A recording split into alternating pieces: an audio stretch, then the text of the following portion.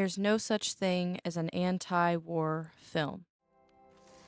Stanley Kubrick's Paths of Glory challenges this famous claim made by French filmmaker François Truffaut. Paths of Glory takes place in France during the First World War and features a senseless execution of 3 innocent men by the hands of corrupt army generals in power.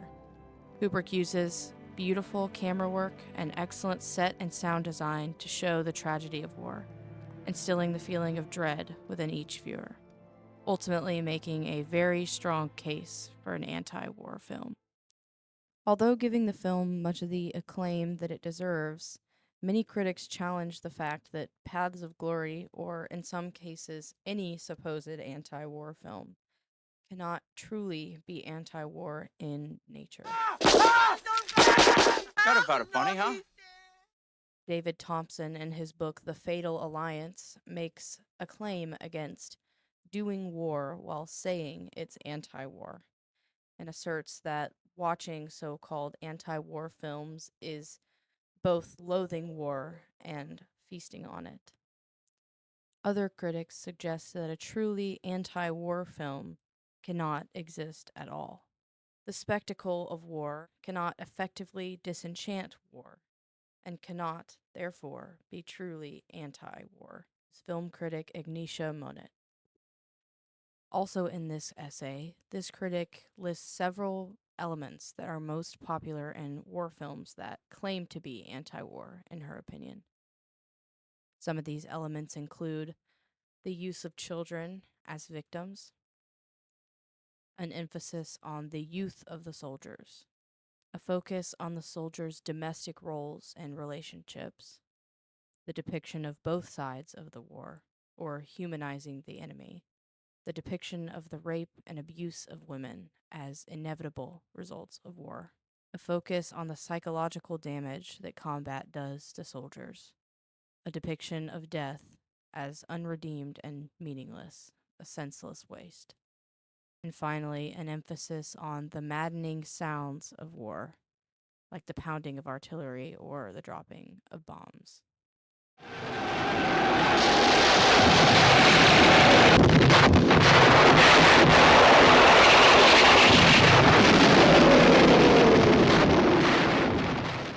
In another essay about anti-war war films, Dennis Rothermel lists several strategies that films use in their pursuit of being anti-war. Some of the most notable strategies he mentions have to do with soldiers who endure fear, horror, doubt, terror, panic, loss, horrific injury, and particularly confrontation with death. Paths of Glory does an excellent job at hitting each one of these strategies in its own way. Fear is absolutely observed throughout the entirety of the film.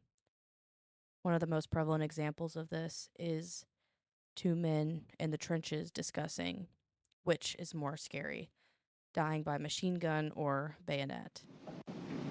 I'm not afraid of dying tomorrow, only of getting killed. It's as clear as mud. Well, which would you rather be done in by? A bayonet or a machine gun? Oh, a machine gun, naturally. Naturally, that's just my point. They're both pieces of steel ripping into your guts. Only the machine gun is quicker, cleaner, and less painful, isn't it? But what does that prove? That proves that most of us are more afraid of getting hurt than of getting killed. The 2 men determine that there's a difference between fearing death and fearing getting hurt. This scene is an excellent representation of how fear is displayed in Paths of Glory and how anti-war it really is. Horror and terror are also extremely prevalent through the entire film. The entirety of the trenches and no man's land is one of the most memorable scenes throughout the entire film.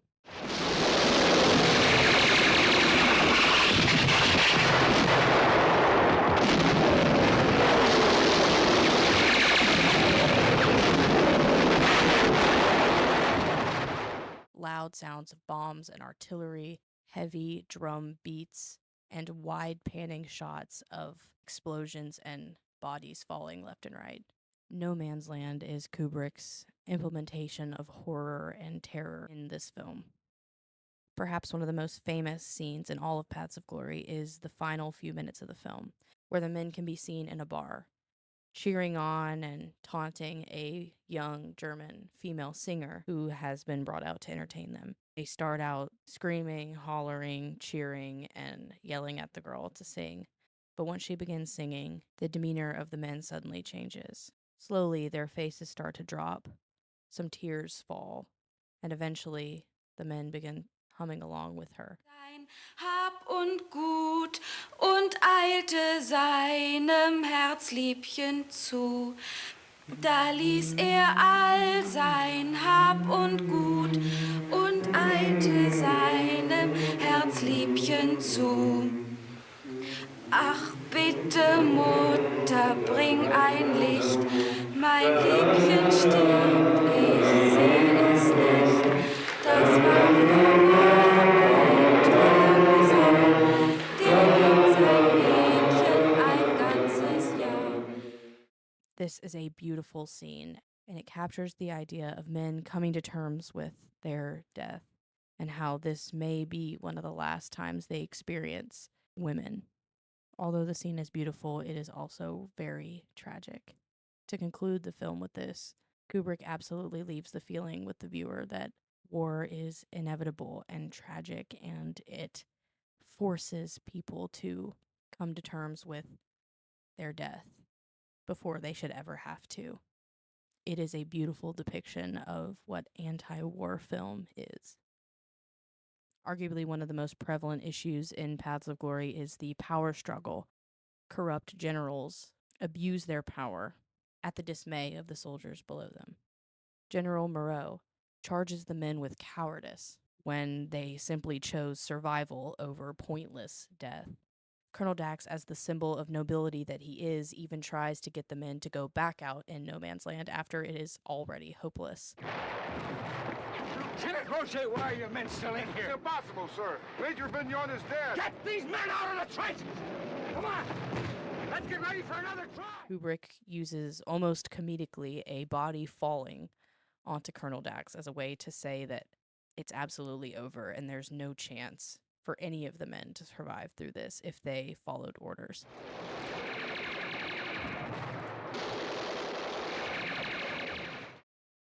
By charging these men with cowardice, General Moreau abuses his position and carelessly slaughters 3 innocent men chosen at random.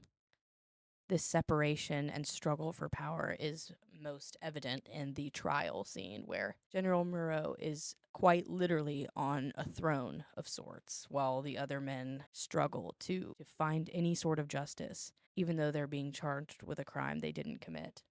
Stanley Kubrick approaches the anti-war narrative from a different side here. The real war here is not just World War I, but instead the war against power, corrupt power that so easily overtakes the generals in this film. So when combining all of these elements, looking at Paths of Glory from an analytical sense and seeing an anti-war film is possible, and it can be argued that every war film, contrary to what some critics believe, can be anti-war. War is always going to be a reality, just like conflict. Conflict in any regard is constant. So when humans respond to this constant by creating art, it is simply that. It is art. The simple fact that war films and anti-war films exist, have to exist, points to the reality that war will always exist. And the stance that humans should never have to endure war is the most anti-war stance there is. Anti-war films not only exist, but they are prevalent and they are valuable. And I think we should treat them as such. Sein Hab und Gut und eilte seinem Herzliebchen zu.